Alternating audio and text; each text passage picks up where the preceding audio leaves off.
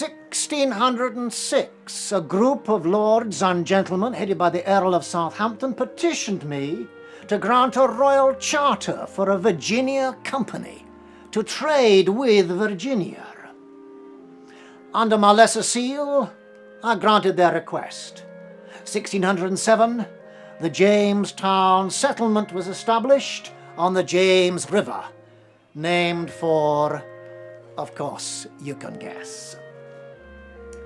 It was there that the famous natural Matoaka or Pocahontas saved the life of the famous Captain John Smith. She subsequently converted to Christianity with the name of Rebecca and married one of the settlers, a certain John Rolfe. I'm given to understand that her husband is a tobacco planter and merchant.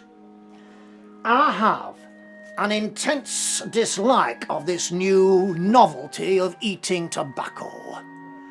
I have written a learned treatise against its dissemination and consumption, which I will favour you with because repetition is a good thing for scholars.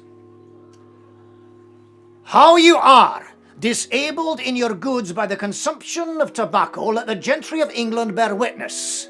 Some of you bestowing some £300 a year upon this precious stink.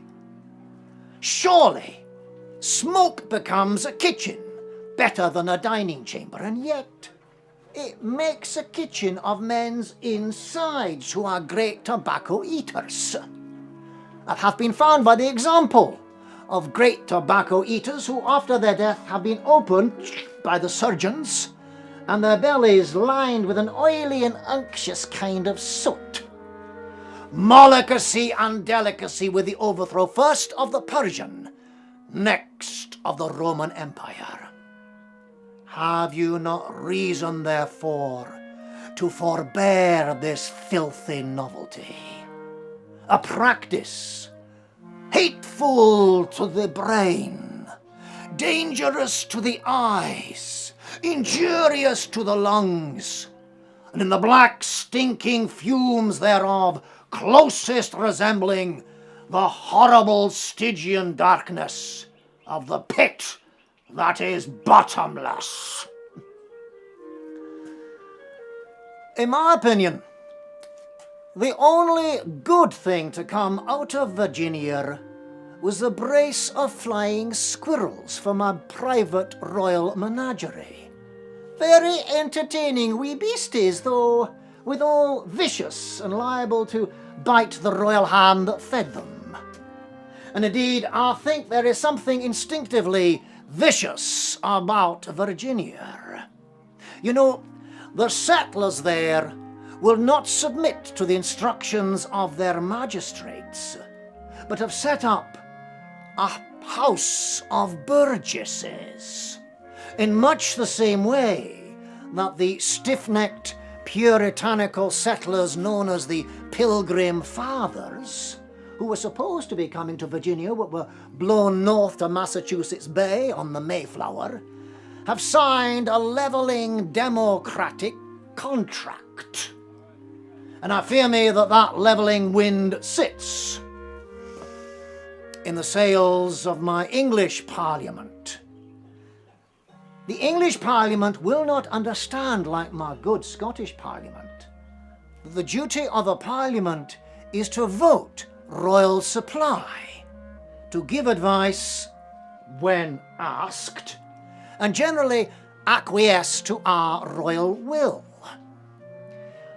The English Parliament have dared to question our foreign policy and written a remonstrance into their record book.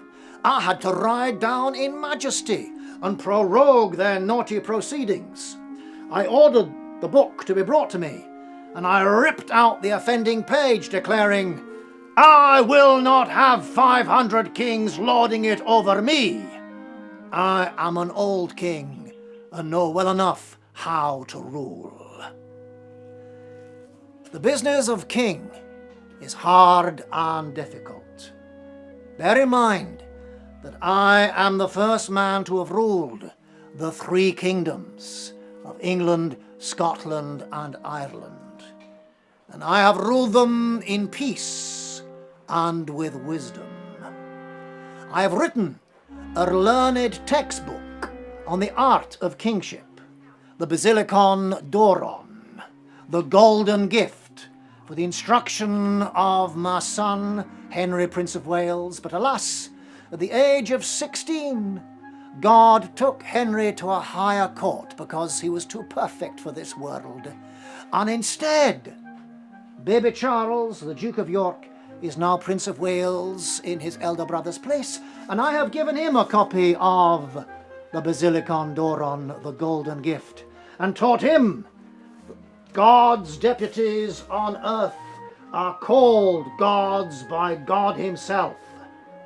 The king is the supremest thing on earth, possessing temporal and spiritual power, embodying the nation.